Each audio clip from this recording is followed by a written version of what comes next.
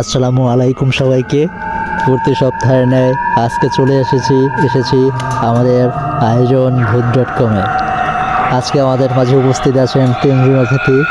তারা হলেন মোহাম্মদ তানভীর হাসান এওয়াদ এবং মোসাম্মদ ইশরাত কণা এবং সিয়ামুর রহমান। আজকে আমাদের মাঝে গল্প বলবেন সুদূর বরিশাল থেকে আগত ইশরাত কণা। তার গল্প আমরা এখনই শুনবো, আর দেরি করব না, আমরা সরাসরি চলে যাব ঘটনায়। ভূত.com comes to a night. আসসালামু আলাইকুম আসসালামু আলাইকুম আরজেন আজবির ভাই, আপনাকে আসসালামু আলাইকুম আরজেন আজবির ভাই, আপনাকে অসংখ্য ধন্যবাদ আমাকে এখানে বলার সুযোগ করে দেওয়ার জন্য।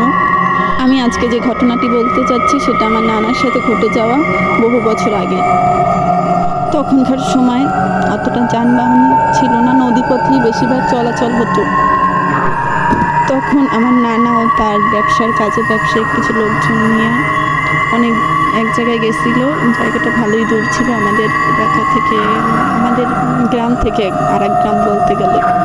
তখন নানাদের সাথে একজন ব্যবসায়িক লোক অসুস্থ হয়ে পড়ে এবং তখনই সেখানেই মারা যায়। তখন নানারা তাকে নিয়ে তখনই ফেরার সিদ্ধান্ত নেয় এবং ফিরতে ফিরতে সন্ধ্যার দিক হয়ে যায়। তখন নদীপথেই তখন চলাচল বেশি হইতো, তাই নদীপথেই আসার ব্যবস্থা করে।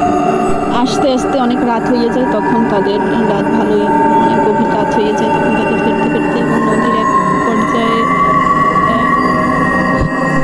তারা দেখতে পায় নদীর এক পাশে এক জুব্বা পরা, সাদা জুব্বা পরা এক লোক তাদের ডাকছে এবং বলছে, আমাকেও নিয়ে যাও, তোমাদের সাথে আমি যাব। অত রাতে তারা তাকে দেখতে পেয়ে না করতে পারে না। তারপর তারা তাকে নৌকায় উঠিয়ে নেয়। তারপর যখন তারা জুব্বা পরা লোকটিকে নৌকায় উঠে, লোকটি সোজা গিয়ে ওই লাশটির পায়ের কাছে গিয়ে বসে। কিছুক্ষণ পর তারা শব্দ পায়, কিছু চাবানোর শব্দ পায়। তারপর তারা লক্ষ্য করে যে ওই লোকটি যেইটাকে তারা উঠাইছে নৌকাতে, সে ওই লোক লাশের পাশে বসে কিছু একটা করছে বা খাচ্ছে, এরকম কিছু একটা শব্দ পাইতেছে। তারপর তারা খেয়াল করে যে ওই লোকটি ওই যারে উঠাইছে আর কি নৌকায়, সে ওই লাশের পায়ের অর্ধেক অংশ খাইয়ে ফেলাইছে।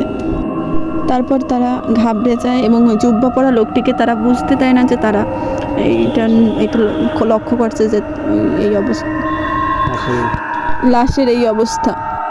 বিশ্বাস করেন